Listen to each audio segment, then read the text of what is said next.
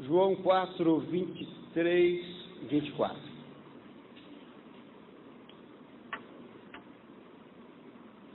Mas a hora vem, e agora é, em que os verdadeiros adoradores adorarão o Pai em espírito e em verdade. Porque o Pai procura a tais que assim o adorem. Deus é espírito, e importa que os que o adorem em espírito e em verdade. Amém. Amados irmãos, nós já havíamos iniciado este assunto, queremos falar um pouco mais sobre ele, sobre o culto simples, sobre a simplicidade do culto, sobre a mudança que houve da antiga aliança para a nova aliança, da antiga adoração do Antigo Testamento para a nova adoração do Novo Testamento. Esse encontro, com a mulher samaritana foi muito oportuno, e a pergunta dela ao Senhor foi também muito oportuna, quando ela aproveita para tirar uma dúvida com o Senhor Jesus a respeito da adoração, e a resposta dela, ou a resposta do Senhor, melhor dizendo, foi muito importante, porque por causa da natureza desse assunto, o que ele fala ali diz respeito à mudança da verdadeira adoração ao verdadeiro Deus. Nós já vimos isso, vou repetir algumas coisas, só para os irmãos se lembrarem, se localizarem. Ele fala que haveria uma mudança na maneira de adorar o verdadeiro Deus. A mudança não era de um culto falso para um culto verdadeiro. A mudança não era de uma adoração falsa para uma adoração verdadeira. Não era esse contraste que ele fazia aqui, porque os irmãos do Antigo Testamento adoraram um Deus verdadeiro e adoraram da maneira verdadeira. Não era questão de sinceridade, eles adoraram a Deus sinceramente. Então o contraste não é esse, não é entre verdadeiro e falso. O verdadeiro aqui contrasta com aquilo que era material no Antigo Testamento, aquilo que era físico no Antigo Testamento, com aquilo que é espiritual no Novo Testamento. Por isso ele diz, Deus é espírito. Isso ele diz no versículo 24, Deus é espírito e importa que os que o adoram, o adorem em espírito. Então ele está contrastando o sistema de adoração, o modo de adoração, que no Antigo Testamento era muito mais físico, muito mais exterior, os cerimoniais, para um culto que seria totalmente agora espiritual, sem nada físico mais, começando com o local, porque a pergunta dela foi o local, começou com o local, ela disse, nossos pais adoravam aqui, nesse local, no Monte Gerizim, em Samaria.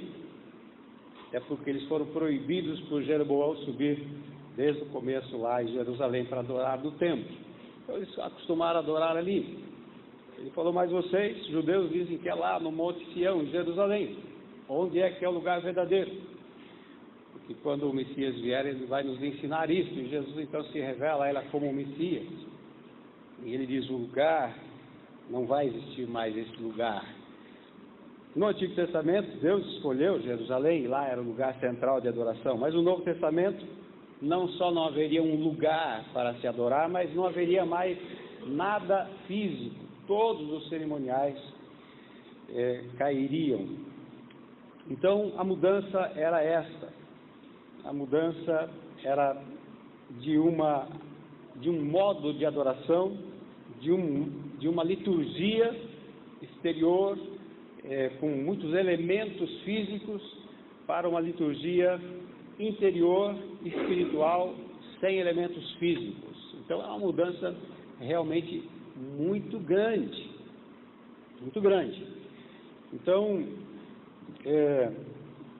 haveria uma mudança do antigo culto litúrgico, que observava rigorosamente aquele cerimonial prescrito por Deus, desde o local físico, a mediação dos sacrifícios realizados pelos sacerdotes e todos os cerimoniais descritos, pormenorizados no Antigo Testamento, para um culto totalmente espiritual, sem qualquer elemento físico, começando com a inexistência de um local, como o antigo templo. Então, tudo mudou. Simplesmente a mudança era completa, tudo diferente.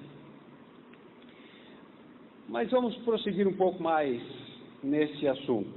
No Antigo Testamento, desde o Antigo Testamento, Deus atentava naturalmente, mesmo sendo um culto mais voltado para o exterior, cheio de cerimoniais e de coisas materiais, coisas físicas, obviamente que Deus observava para o interior, para o que era espiritual, porque Deus sempre foi espírito. Naturalmente, ele observava para o lado espiritual da adoração, para o lado interior, desde o primeiro adorador. Quando Abel e Caim foram oferecer adoração a ele, os dois levaram sacrifícios, ou melhor, Abel levou um sacrifício de um cordeiro, Caim levou uma oferta da terra, mas ambos levaram as suas ofertas, foram oferecer culto. Os dois levaram duas coisas materiais, mas Deus viu o conteúdo, Deus viu o espírito, de um era diferente do outro, e aceitou por causa, tá certo, que o sacrifício de Abel era muito mais, era muito diferente da oferta de Caim, estava muito mais de acordo com o cordeiro que ele sacrificou, não é? Mas também existe aí a parte material e a parte espiritual, e Deus atentou para a parte espiritual. E no Antigo Testamento nós encontramos muitos textos, muitas citações que revela isso, que Deus queria que houvesse a parte espiritual.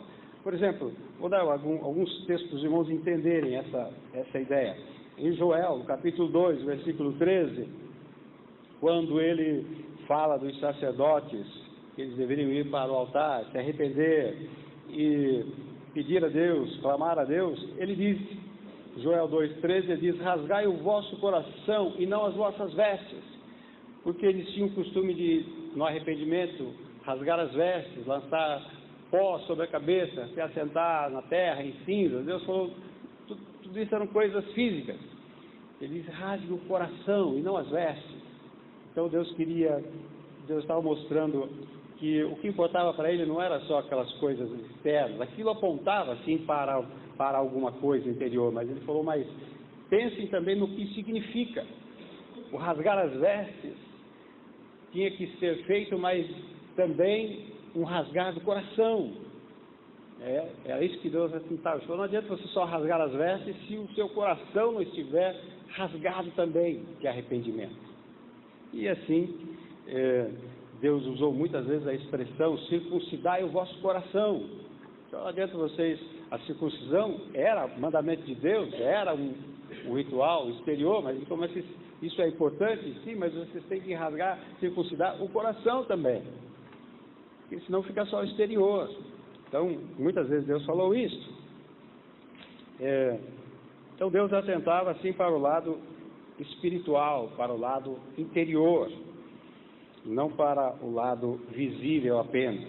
Deus sempre chamou a atenção, então, lá no Antigo Testamento, mesmo sendo aquele culto, aquela liturgia de cerimoniais, Deus chamava a atenção deles para o que aquilo apontava. Não é? Então não é que Deus estava satisfeito com aquela parte exterior física, ele ordenou aquilo, mas ele queria que eles prestassem atenção para aquilo que aqueles cerimoniais apontavam, que era o espiritual. Então era isso que era importante, o conteúdo, né? Então, rasgai o vosso coração, circuncidai o vosso coração e coisas assim. Então ele ordenou sim os cerimoniais, prescreveu cada um, detalhadamente, minuciosamente. Mas os cerimoniais eram sombras, eram tipos, figuras, que apontavam para o Messias vindouro. Então, enquanto eles faziam cerimoniais, os adoradores do Antigo Testamento, eles tinham que prestar atenção para o conteúdo deles, ao qual eles apontavam, né? Então, senão eles ficariam só com a parte exterior. E muitas vezes os judeus fizeram isso. Ficavam só na parte física e se esqueciam da parte espiritual. E Deus os repreendia vez após vez por causa disso, né? E porque eles eram especialistas em fazer isso, e nós também. Nós somos especialistas em querer mostrar exterior para Deus. E Deus não está preocupado com o exterior. Ele quer saber o nosso interior, nosso culto espiritual, né? Então o homem é o mesmo. Por exemplo, posso dar 2 textos aqui bem rápido para os irmãos. Isaías, capítulo 1, ele diz ao povo de Israel: em outras palavras, estou cansado desse culto exterior que vocês apresentam. Isaías 1, 10, por exemplo. Ele chama o povo de Israel de príncipes de Sodoma, povo de Gomorra, né? Veja a comparação terrível que ele faz. Ele diz: de que me serve, Isaías 1, 11, de que me serve a multidão dos vossos sacrifícios? Já estou farto dos holocaustos de carneiro, da gordura de animais médios. Não me alegro, não folgo com sangue de bezerros, nem de cordeiros, nem de bodes. Quando vindes para comparecer perante mim, quem requereu isso de vossas mãos, que viesseis pisar os meus átrios? Não tragais mais ofertas de balde, quer dizer, em vão. O incenso para mim é abominação, e as festas, e tudo mais, ele fala. Não posso suportar iniquidade, né, o ajuntamento junto com a solenidade. E assim ele vai falando. Ele fala: quando vocês multiplicam as vossas orações, eu não as ouço por causa disso. Parem com isso, meninos, parem com tudo isso, porque tudo isso é só exterior. Vocês perderam de vista o que é importante.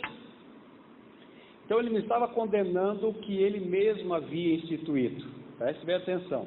Não é que ele estava dizendo que os cerimoniais eram errados. Não, ele tinha instituído. Mas eles perdiam de vista o lado espiritual. Então, desde o Antigo Testamento, mesmo na época dos cerimoniais, o que importava para Deus era a essência daquilo, é para onde eles apontavam aqueles sacrifícios. Salmo 50 é outro texto. Salmo 50 todo, para você precisa ler o Salmo todo, mas desde o versículo 7, ele fala, Salmo 50, versículo 7, ele diz: ouve, povo meu, eu falarei, ó Israel, e eu, Deus, o teu Deus, protestarei contra ti, não te repreenderei pelos teus sacrifícios e holocaustos de contínuo perante mim. Da tua casa não tirarei bezerro nem bodes dos teus currais. Porque ele diz: porque meu é todo animal da selva e as alimárias sobre milhares de montanhas. Ele diz: conheço todas as aves dos montes, minhas são todas as feras do campo. Se eu tivesse fome, não te diria, pois meu é o mundo e a sua plenitude. Aí ele diz: comerei eu carne dos touros, ou beberei sangue de bodes. E olha o que ele diz em seguida, no Salmo 50, versículo 14: oferece a Deus sacrifício de louvor. Aí ele diz no versículo 15: invoca-me no dia da angústia, invoca e me oferece sacrifício de louvor. Aí lá no versículo 23, depois você pode ler o Salmo todo, versículo 23 ele fala: aquele que me oferece sacrifício de louvor me glorificará. Então, o que ele está dizendo? Que eles pensavam que Deus estava satisfeito só por eles sacrificar os animais, sacrificarem os animais, os cordeiros, os bois, as aves. Ele falou: não, esses animais são todos meus, vocês não estão me dando nada. E se isso fizesse falta para mim, eu ia pedir para vocês. Deus disse: eu tenho, né, todo mundo é meu. Então Deus, novamente, não estava condenando o que ele mesmo tinha ordenado, mas estava falando: vocês perdem de vista, vocês ficam com a aparência, com os cerimoniais e se esquecem do lado espiritual, para onde eles apontam. Então me oferece, junto com esses sacrifícios de touros e ovelhas, me oferece um sacrifício de louvor espiritual. Me oferece um sacrifício espiritual. Essa é uma linguagem do Novo Testamento, né? Um culto espiritual, um culto racional. Então veja como é interessante isso. O princípio já estava lá no Antigo Testamento. Mas quando chega no Novo Testamento, tudo mudou. Todo aquele ritual, todo aquele cerimonial caiu completamente. Deus então falou: agora tudo aquilo passou. Cristo veio, Ele é o corpo que é para o qual todas aquelas sombras apontavam, né? Colossenses 2, 16, 17 fala isso. Ele é o corpo, Cristo é o corpo, todos aqueles tipos, figuras, sombras apontavam para Ele. Agora Ele veio. Então, aquelas sombras não fazem mais sentido. Tudo cai. Vocês não vão se utilizar mais daquilo. Nada. Nenhum cerimonial mais. Nenhum material mais. Nenhuma coisa material mais. Tudo aquilo caiu com a vinda do corpo. Não faz mais sentido você voltar para as sombras quando você tem o corpo. Então, no Novo Testamento, o culto genuíno passou a ser interior e não mais exterior. No Novo Testamento, tudo quanto era cerimonial caiu juntamente com Israel terreno e com o templo. Quando Deus abandonou Israel e destruiu o templo, Ele estava dizendo: acabou, a era terrena da igreja acabou. Agora a igreja não é mais um povo terreno, povo celestial. Então, quando veio a transição, ela foi completa, absoluta. Era essa mudança que Jesus estava falando para a mulher de Samaria. Ele disse: agora os verdadeiros adoradores, né, que adoravam a Deus daquela forma no Antigo Testamento, estavam certos, embora alguns se perdessem no meio dos cerimoniais, mas a adoração era correta. Agora os verdadeiros adoradores vão adorar o mesmo Deus, o verdadeiro Deus, mas de forma diferente. Todos aqueles cerimoniais não vão ser necessários mais. Agora eles vão adorar em espírito e em verdade. Esse era o contraste que Jesus estava fazendo. Então, aquele antigo Israel, o templo, os sacerdotes, os cerimoniais, os sacrifícios, incensos, e tudo que existia no Antigo Testamento que fazia parte do ritual religioso, caiu. Não existe mais. Deus destruiu, para ficar mais claro. Ele destruiu o templo, destruiu Israel, destruiu tudo. Porque aquilo era temporário, não era permanente, era temporário. Houve uma transição agora para a nova aliança, que é espiritual, para um templo agora que é espiritual. A antiga igreja era um povo terreno. Israel era um povo terreno, era o povo de Deus, era o povo da terra, ligado à terra. O nome de Deus estava ligado a uma nação terrena, a um povo terreno. A nova igreja, quer dizer, o novo Israel, que é a igreja, o novo povo de Deus, é celestial. A Bíblia diz que nós somos cidadãos dos céus. Nós temos uma cidadania celestial, estamos assentados com Cristo nos lugares celestiais. A igreja não é mais um povo terreno, é um povo agora celestial. Mudou. A antiga igreja, então, adorava na terra, num templo físico. A nova igreja adora no céu. Por quê? Porque onde Cristo entrou? No céu. Nós adoramos lá, no lugar mais santo, onde Ele entrou, no verdadeiro santuário celestial. Então, a nova igreja adora no céu. A antiga igreja adorava o Messias de forma velada, através de sacrifícios. Eles não tinham o Messias como nós temos, o Cristo. Eles adoravam o Messias de forma velada. A nova igreja adora o Cristo de forma revelada, totalmente. Ele vem e revela o Pai. E em nome dele nós adoramos o Pai. Em nome dele nós chegamos ao Pai. Entramos na presença do Santo dos Santos, onde ninguém poderia entrar, só o sumo sacerdote uma vez por ano. Então a nova igreja adora o Cristo, o Messias, revelado. A antiga igreja tinha uma classe sacerdotal, que fazia parte dos cerimoniais, né, que fazia o sacrifício espiritual por ela. A nova igreja é composta por sacerdotes. Nós somos os sacerdotes. Todos, cada cristão é um sacerdote. Nós não precisamos mais da tribo sacerdotal. Cada um de nós pode agora chegar diretamente a Deus pela mediação de Jesus Cristo. Não precisamos mais de mediadores. Não existe mais sacerdotes. Todos nós somos sacerdotes. Cada cristão é um sacerdote. Você não precisa de um mediador mais. Nosso mediador está no céu, que é Cristo, faz intercessão por nós. Então, se você é um cristão, tem o Espírito Santo, você não precisa de sacerdote, nem de mediador, nem de profetas, nem de apóstolos, nada. Não precisa de ninguém. Nós todos somos sacerdotes.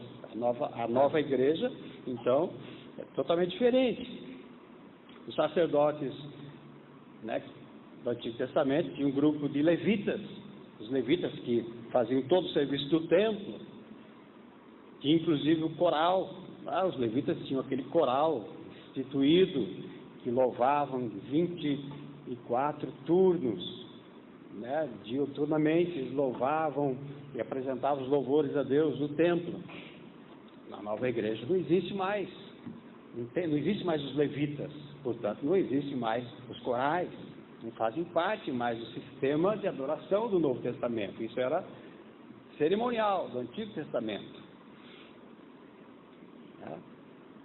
Na antiga adoração do Antigo Testamento, os judeus podiam chegar, os adoradores chegavam até o átrio do templo. Depois tinha o santo lugar onde os sacerdotes faziam o serviço sagrado. E no Santíssimo, mais além do véu, o sumo sacerdote. Só ele entrava lá. Hoje, na realidade da nova igreja, nós saímos do átrio e passamos direto para o lugar santíssimo para adorar. Porque Jesus entrou lá. E a Bíblia diz, nós podemos entrar onde ele entrou. Então não precisamos mais de mediação de ninguém. Não é? Então não dependemos mais disso. O culto da antiga igreja, então, era com muitos elementos físicos. E todos estabelecidos por Deus. Deus ordenou assim, e tinha que ser exatamente do jeito que ele mandou. Tudo. Ele é que dizia como que era feito cada coisa, das maiores às menores. Tudo ele ordenou. Né? Todos eles apontavam o quê? Para a obra redentora do Messias, vindouro. A nova igreja não tem mais aqueles elementos físicos. Por quê? Porque o Senhor Jesus já veio e ele já cumpriu todos eles. Ele deixou apenas 3: a água, que ele usou para o batismo, o pão e o vinho que ele deixou para a ceia. Os 3 elementos físicos que ele ordenou para o culto litúrgico. Somente esses que ele deixou, que já eram usados no Antigo Testamento, ele deixou para o Novo Testamento, para o culto litúrgico, para o culto cristão.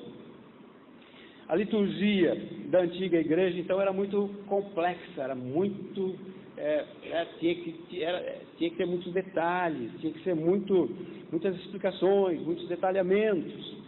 Por isso que tem muitos livros ali no Antigo Testamento, especialmente o livro de Levítico, explicando cada parte, cada coisa, como tinha que ser feito. A liturgia da nova igreja é totalmente diferente, contrastantemente simples. Ela não tem mais nada daquilo que tinha no Antigo Testamento. É em espírito. Como é que nós adoramos a Deus agora? Jesus falou, nem nesse monte, nem no templo de Jerusalém. Quer dizer, se não adora no templo mais, então não tem mais cerimonial nenhum. Então nós adoramos agora como? Em espírito. Onde você estiver, você entra em espírito e adora a Deus no céu. Veja que diferença. É assim que nós adoramos a Deus. E na congregação, Hebreus 12 diz que nós nos congregamos e entramos no santíssimo lugar, adorando a Deus lá no céu. É assim que nós adoramos a Deus, sem nenhuma mediação, só o mediador que já está lá no céu, sem nenhum sacrifício, só com o sacrifício dele. Mudou tudo. né? Tudo completamente diferente. Então, aqueles sacrifícios todos, né? Cristo é o nosso único sacrifício. Nós oferecemos apenas sacrifícios espirituais.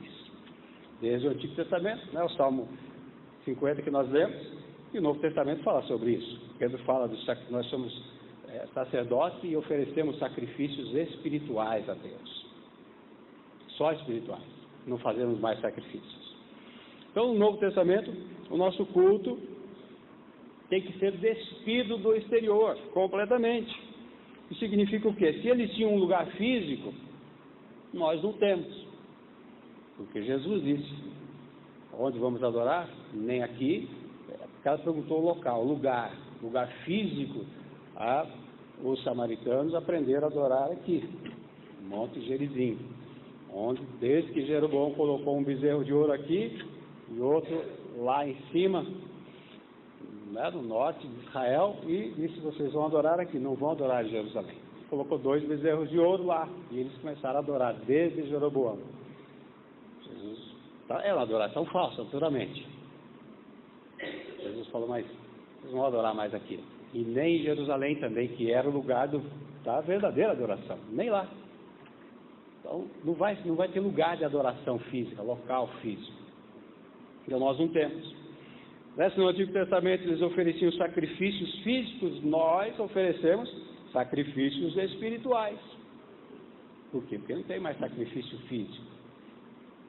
Nem a repetição do sacrifício que Jesus fez, que é uma blasfêmia isso. Tá? Se eles rasgavam as vestes, o que nós temos que fazer? Como o Joel falou, rasgue os corações. Nós não rasgamos mais as vestes. Tá? Se lá era oferecido um incenso aromático, que ninguém podia usar aquele incenso, aquela fórmula, era só os sacerdotes sabiam fazer aquele incenso, hoje nós oferecemos o quê? Nossas orações. Nossas orações. Apocalipse diz que as orações dos santos são um incenso. Nós só fazemos nossas orações. No Antigo Testamento tinha muitos gestos. Os sacerdotes moviam as ofertas, né? Alguns lugares eles fazem as ofertas movidas hoje, só que eles não levam mais as ofertas de animais, levam ofertas de dinheiro, né? Isso é a coisa do Antigo Testamento. Eles moviam as ofertas movidas, né? Ninguém precisa fazer isso hoje. Lá eles usavam erguer as mãos, mas também eles falavam para erguer os corações. Eleve os corações a Deus. Não adianta só levantar as mãos. Eleve o seu coração a Deus. Quer dizer, veja que é uma atitude espiritual. A atitude física é levantar as mãos, mas muita gente pode levantar as mãos. Mas levantar o coração a Deus é quando você está centrado em Deus, focado em Deus, meditando em Deus, pensamento em Deus, é outra coisa. Então é espiritual. Novamente, se lá eles tinham aqueles instrumentos inanimados para adoração, no Novo Testamento nós temos que usar as nossas vozes. Nossas vozes é que são os instrumentos que Deus quer ouvir. Mas Deus quer ouvir esses instrumentos. Deus quer tocar esses instrumentos que são as nossas vozes.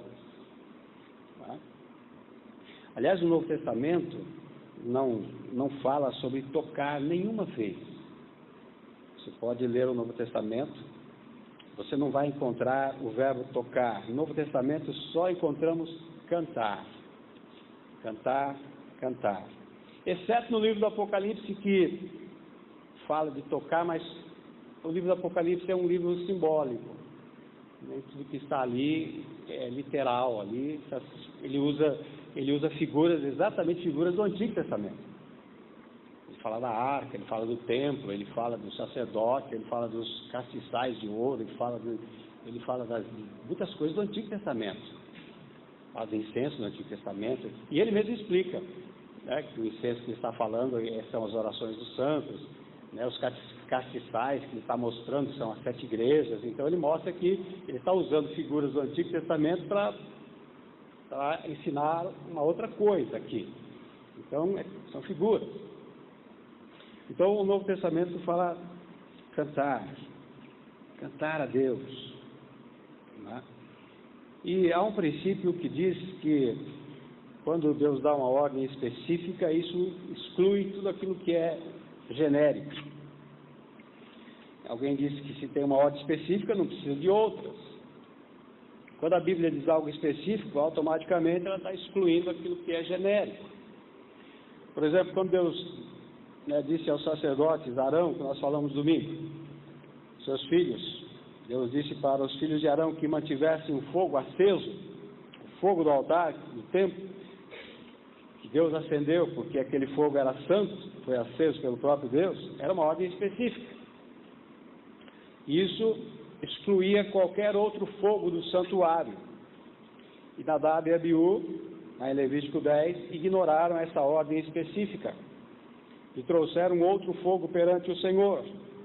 E vocês se lembram que eles morreram queimados. Por quê?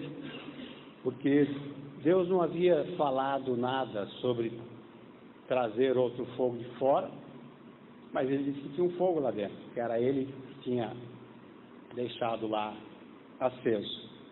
Levítico 9 termina dizendo que Deus queimou os sacrifícios e o fogo ficou aceso no altar. Aquele era o fogo de Deus, que veio do céu.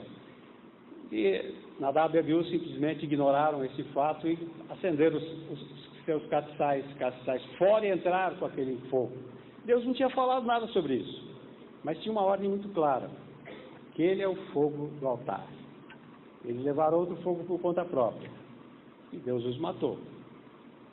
Simplesmente. Não houve nenhuma repreensão, nenhuma advertência. Isso é muito grave. Essas coisas trazem muito temor aos nossos corações, porque não houve uma advertência. Falou, eu não havia dito para vocês, mas não faço mais isso. Deus não deu nenhum aviso, nenhuma advertência. Os matou. A advertência era para Moisés e para Arão. Deus matou 2 filhos dele. E tinha mais 2. Deixou mais 2 para fazer o serviço.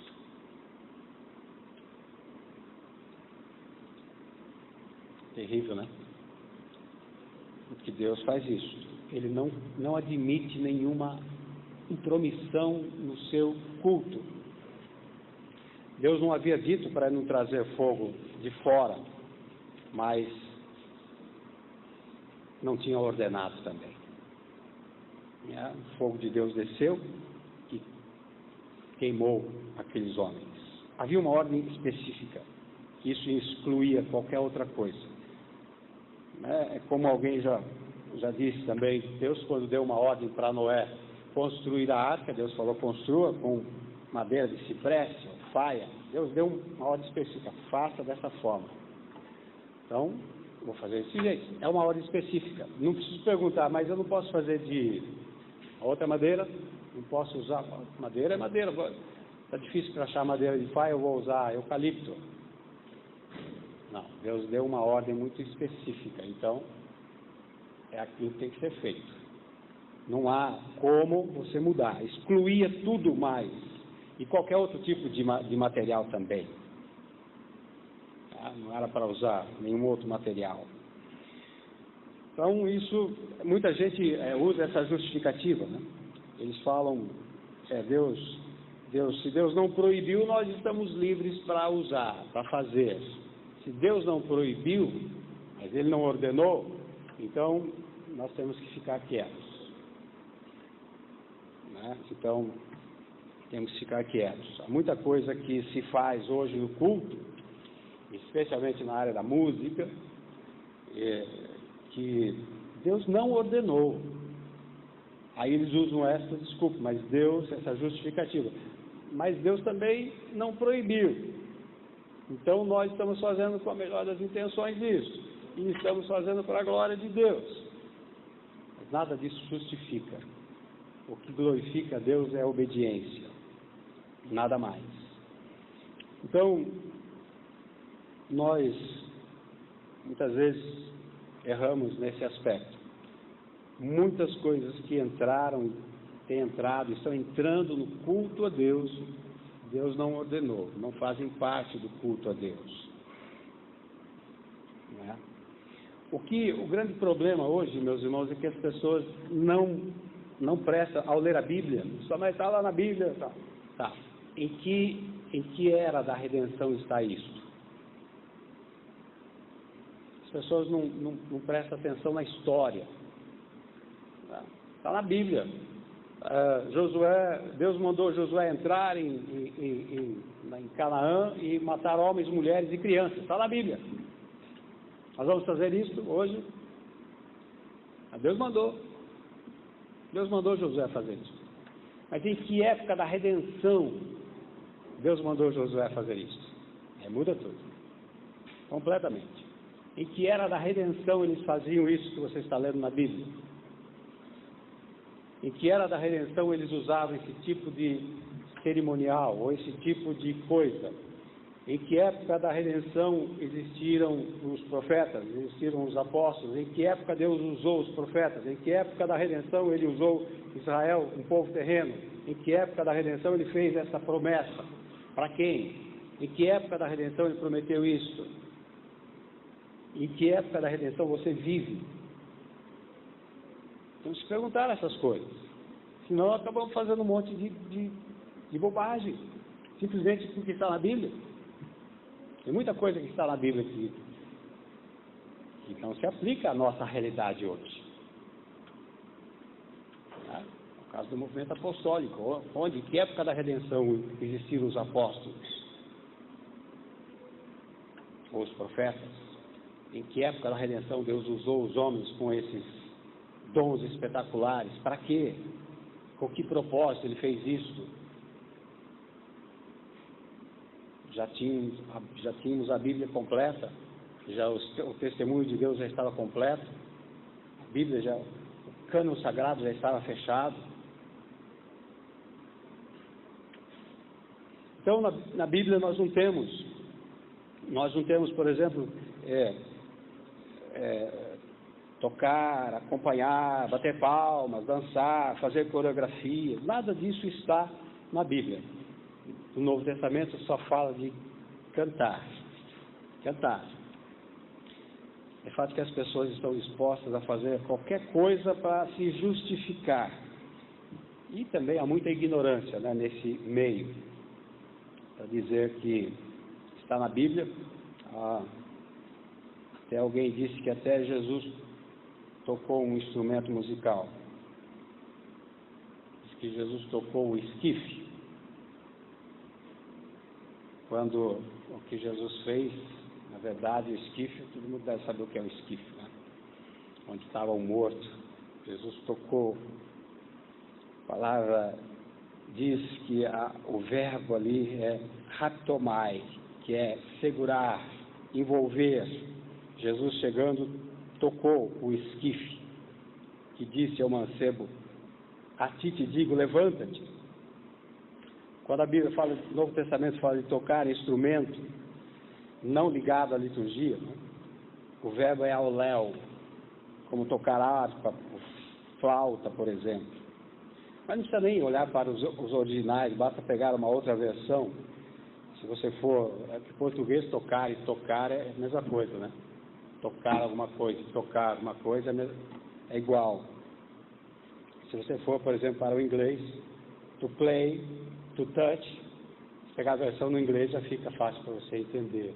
Mas a pessoa não faz nem esse trabalho de pegar uma outra língua e falar, mas o que é isso que Jesus tocou? E nem de ver no dicionário, para ver o que é esquife.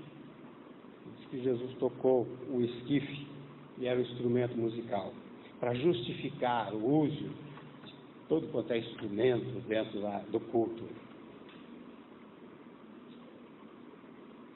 Uma coisa horrível.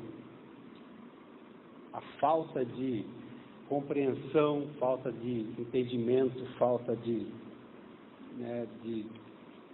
solenidade. O culto solene, meus irmãos, segundo a Confissão de Westminster, que